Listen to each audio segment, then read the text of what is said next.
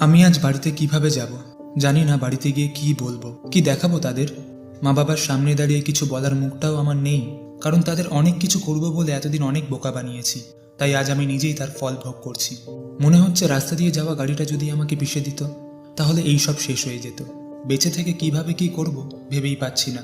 আজ ফাইনালি আমি দিশেহারা। এই জীবনযুদ্ধে আমি একদম একা, তাই কিভাবে লড়বো বুঝতেই পারছি না। এক মুহূর্তে আমার জীবনটা বদলে গেল।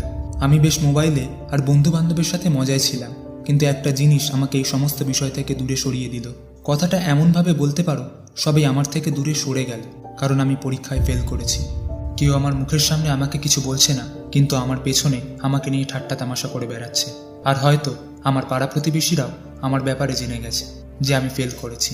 সব কিছু জানা সত্ত্বেও কখনো কখনো আমাকে যেচে জিজ্ঞাসা করছে, কিরে পরীক্ষায় কেমন রেজাল্ট করেছিস? আমি আর পারছি না মা বাবার মুখের দিকে তাকাতে।